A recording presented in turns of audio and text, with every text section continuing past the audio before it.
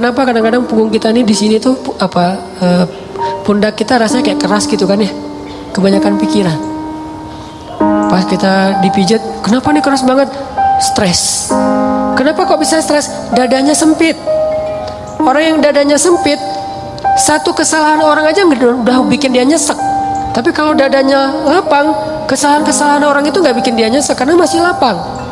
Kayak sebuah ruangan sempit, ditaruh satu barang udah sesek. Tapi kalau ruangannya luas, ditaruh banyak barang juga masih lapang, gor gitu.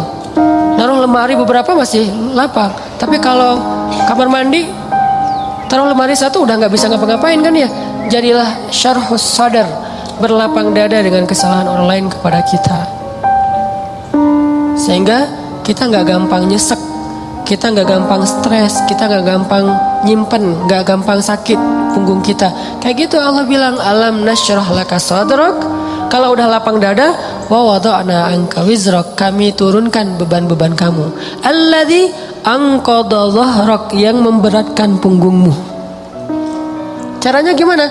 Fa inna ma'al usri yusra, inna ma'al usri yusra, fa idza faraghta fansab wa ila rabbika farghab. Itu kan ajaran supaya syarhus sadar.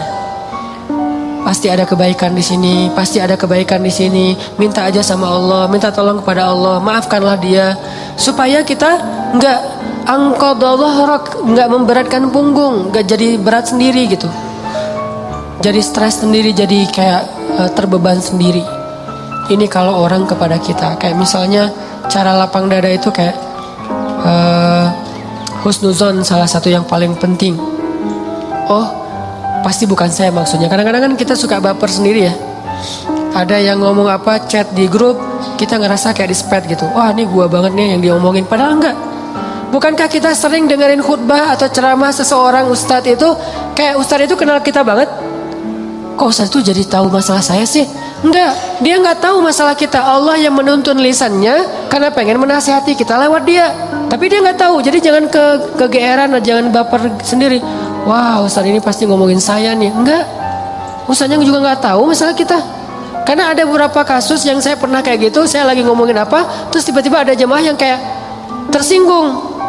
Wah, ustadz ngomongin saya nih di depan umum. Siapa juga orang, saya nggak kenal orangnya. Kenapa kok persis? Saya juga sering kayak gitu kan. Udah 2 tahun ini kan saya nggak khutbah Jumat nih. Kenapa nggak khutbah Jumat? Salah satu alasannya saya pengen Jumat itu privasi waktu buat anak laki-laki saya. Karena dia sekarang udah 3 tahun. Saya kasih jatah pokoknya Jumatan harus di Cihanjuang bareng Yahya. Karena saya pengen dampingin dia ke masjid hari Jumat. Alasan kedua, ada penyakit ustadz yang dulu pernah saya alamin. Apa penyakit ustadz? Keseringan ngomongin menasihati orang, jarang dinasihati. Nah, saya pengen Jumat itu waktu saya mendengar nasihat buat diri saya sendiri. Awal-awal itu benar kerasa. Pas pertama dengar khutbah orang, apaan sih ini kayak gini ngomongnya? Ada tuh ego ustadz kayak gitu tuh muncul tuh. Itu kan yang lagi diobatin tuh. Wah, nggak gini, saya tahu dalilnya lebih dari ini, mulai muncul gitu-gitu tuh. Awal-awal kayak gitu, tapi astagfirullahaladzim, sombong banget sih gue. Udah, terus kalau ada yang ngomongnya kadang-kadang kayak nggak mungkin belum terbiasa ngomong depan umum, kayak agak-agak nervous mungkin atau agak-agak kaku gitu. Muncul rasa sombong, tapi lama-lama di recovery, diperbaiki apa? Kalau saya menghargai dia walaupun nggak bagus, nanti orang akan menghargai saya ketika saya nggak bagus performnya. Jadi pas saya duduk gitu, dia ngomongnya kayak ngebosenin banget, boring banget tuh ceramahnya, tapi saya tetap gitu. Padahal boring banget ceramahnya, tapi saya kayak menghargai. Apa yang saya maksud di situ? Saya pengen juga orang kayak gitu ke saya kalau saya ceramah. Mungkin teman-teman ada yang kayak gitu sekarang. Apaan sih Ustaz, tapi masih aja gini. Padahal boring banget ceramahnya. Kenapa? Mungkin karena saya juga menghargai ceramah orang yang mungkin belum terlalu terbiasa ceramah. Ini yang saya pelajari ketika nggak khutbah lagi. Ditambah lagi sering banget saya kayak ngerasa si khotib ini kayak ngerti banget apa yang saya sedang alamin. Kayak lagi baper sama teman, lagi baper sama istri, langsung ceramahnya tentang suami kepada istri. Loh, kok tahu banget sih masalah saya? Kan sering kayak gitu kan? Itu bukan karena dia tahu loh. Allah yang maha tahu. Allah lagi menuntun kaki kita melangkah ke masjid yang khutbahnya tema itu. Dan Allah menuntun lisan ustadz untuk ceramah pas waktu kita datang tentang tema itu. Allah yang lagi nasihatin kita lewat lisan seorang ustadz. Jadi jangan baper. Gitu juga ke temen. Bukan dia tahu masalah kita, pengen nyindir kita, pengen nyepet kita, enggak sama sekali. Jadi legowo. Syarhus sadar, salah satu caranya husnuzon.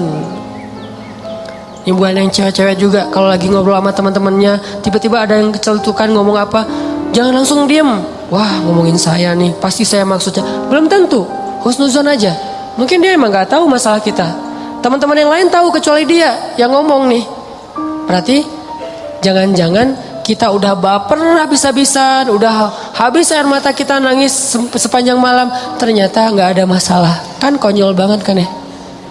Kita udah curhat kemana-mana, udah marah ke siapa-siapa, terus udah nangis sepanjang malam, udah bengkak matanya. Besok pas tabayun, maaf ya saya nggak tahu kalau ada masalah itu. Oh jadi kamu nggak tahu? Nggak tahu, rugi dong air mata saya udah 1 ember. Ini sering terjadi. Kenapa? Karena kita nggak syarhus sadar, nggak husnuzon dulu sama orang lain.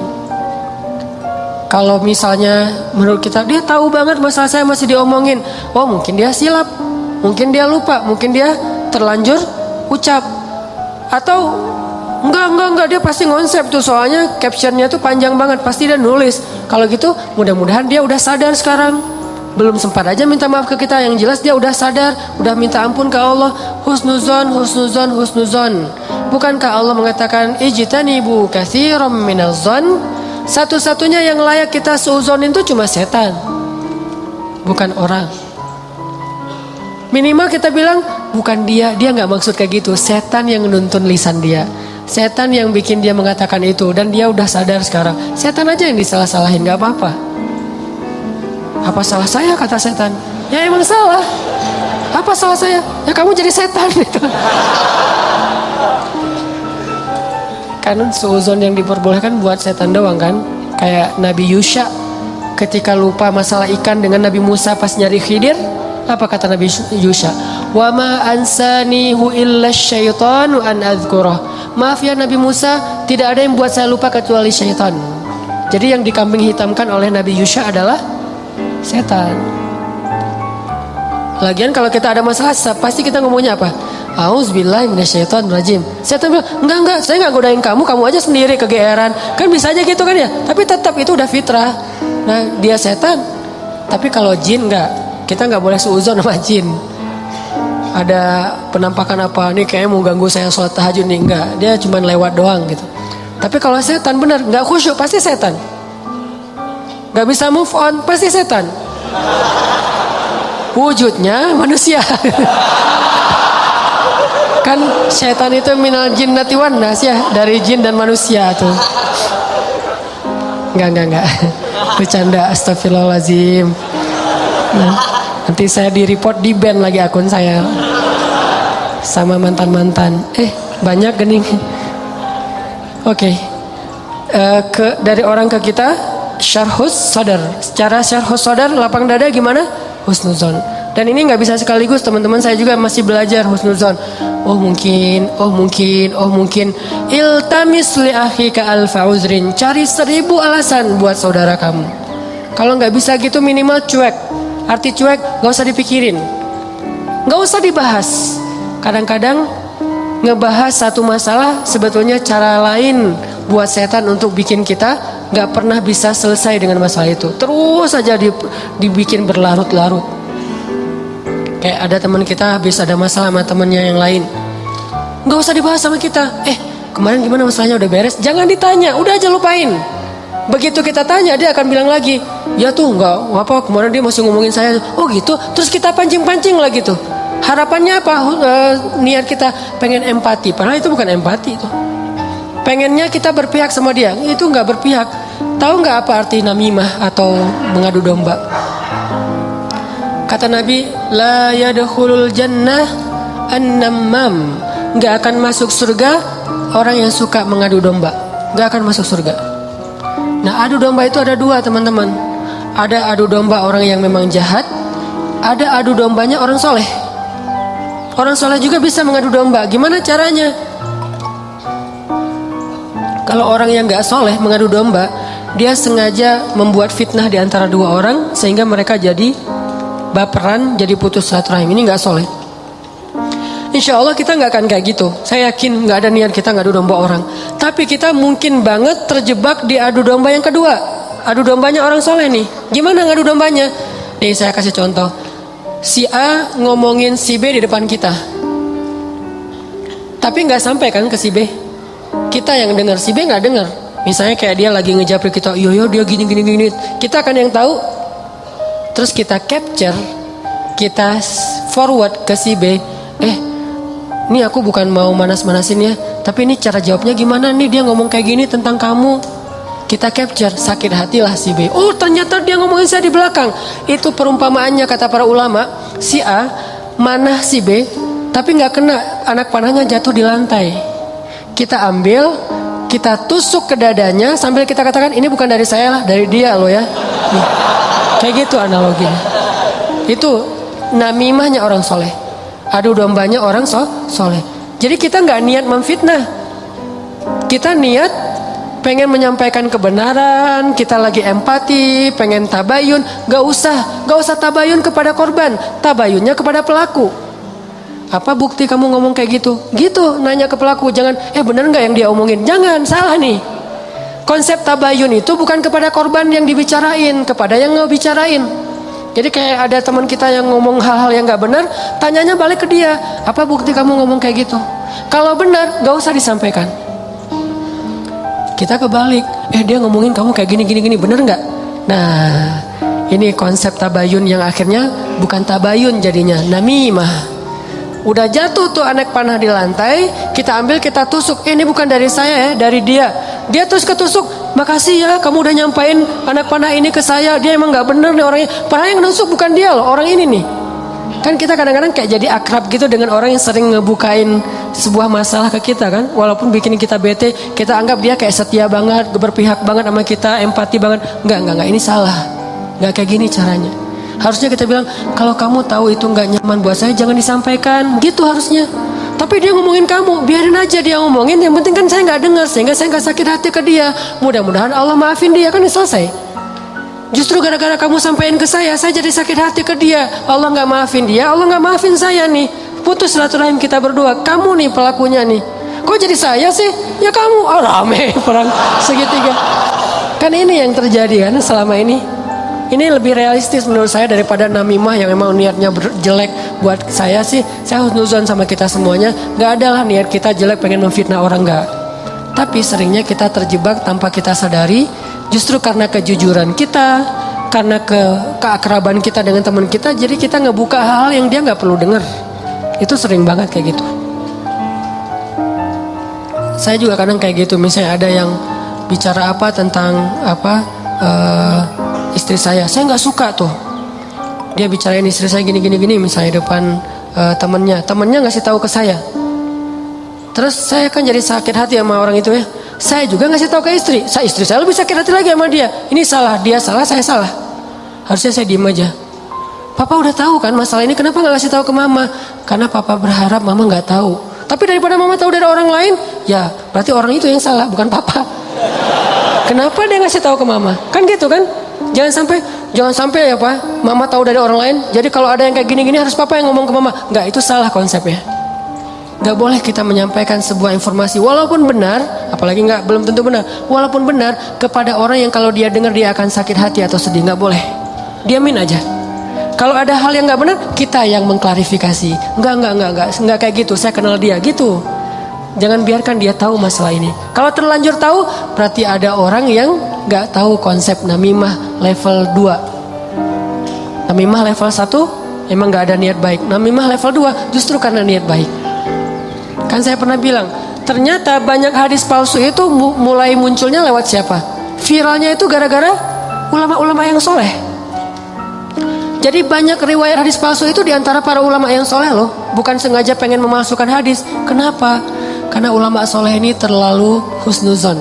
Misalnya nih, ada yang datang ngomong ke saya, Ustadz, saya pernah mendengar hadis gini.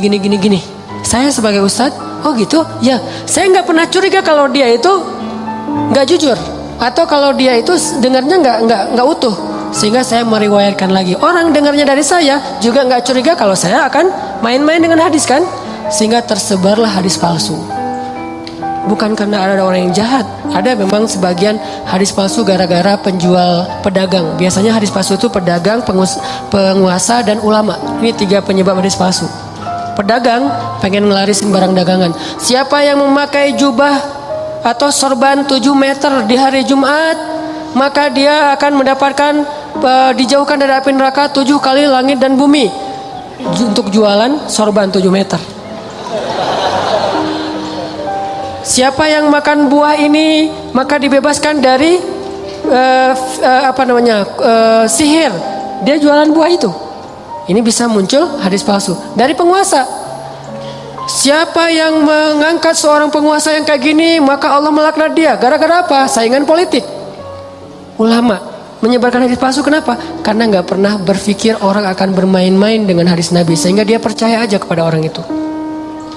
Baru nanti di masa berikutnya, ulama ketika ngelihat banyak banget hadis palsu, mereka perbaiki. Ini riwayat dari siapa, ini dari siapa. Bisa jadi periwayat hadis palsu itu adalah orang soleh, ulama besar. Kenapa bisa ngeriwayatin? Husnuzon. Gak mungkinlah dia bohong atas nama Nabi, langsung diriwayatkan balik kepada orang lain. Orang yang mendengar, gak mungkinlah ustadz bohong atas nama Nabi, terus saja hadis palsunya nyebar. Itu teman-teman. Jadi namimah, mengadu domba juga bisa kayak gitu. Gara-gara kita terlalu akrab dengan teman kita. Kemarin ada yang ngomongin kayak gini, benar nggak? Siapa? Si Fulan. Tapi ini aku karena ke kamu dekat ya teman, jadi aku sampaikan nih. Terus yang teman yang dengarnya, makasih ya udah disampaikan. Kenapa makasih? Harusnya kita bilang, lain kali jangan disampaikan ya yang kayak gitu-gitu ke saya. Harusnya kayak gitu. Kenapa kita malah makasih? Makasih ya udah nyakitin hati saya, kan gitu kan ya bahasa lainnya mah ya. Makasih ya udah bikin malam saya nggak tenang. Makasih ya udah bikin saya bete. Buat apa? Jangan disampaikan. Makanya ketika Nabi mau ketemu seorang sahabat mencegat di tengah jalan. Ya Rasulullah, Rasul udah kenal dengan orang itu? Belum. Orang itu ya Rasul, stop kata Nabi. Kamu ingin menyebutkan aib-aib dia tentang saya? Ya Rasul, biar Rasulullah tahu siapa orangnya. Jangan, saya nggak mau ketemu seseorang yang membuat saya bete duluan tentang dia. Biar saya ketemu dengan dia dan saya nggak tahu apa-apa tentang dia. Jadi Nabi bisa nyaman. Ini cara Nabi menghargai orang lain. Jadi teman-teman, kalau kita ke orang jaga perasaannya, kalau orang ke kita berlapang dada. Husnuzon, maafin, lupain, gak usah dibahas, gak usah diperpanjang. Jangan, apalagi kita kayak ada kasus misalnya, ada 2 orang yang lagi punya masalah rumah tangga. Kita kayak sebagai temennya atau fansnya atau followersnya, kita kayak pengen nunjukin sikap membela gitu.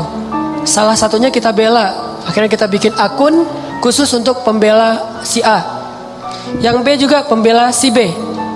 Akhirnya kita rame gitu. Sebetulnya kita lagi mengadu domba 2 orang suami istri ini loh. Harusnya kita kalau nggak bisa mendamaikan, diem. Biar mereka menyelesaikan masalah mereka atau selesai dengan sendirinya karena tidak ada yang respon. Makin direspon makin rame nih. Itu kan terjadi.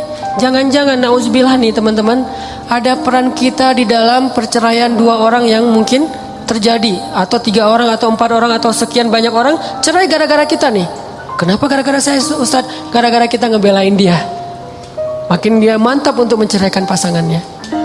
Bener juga ya kata kamu, berarti saya harus menceraikan istri saya. Enggak, saya nggak nyuruh cerai ya, tapi dia emang kayak gitu orangnya. Nah, ini sering kayak gitu.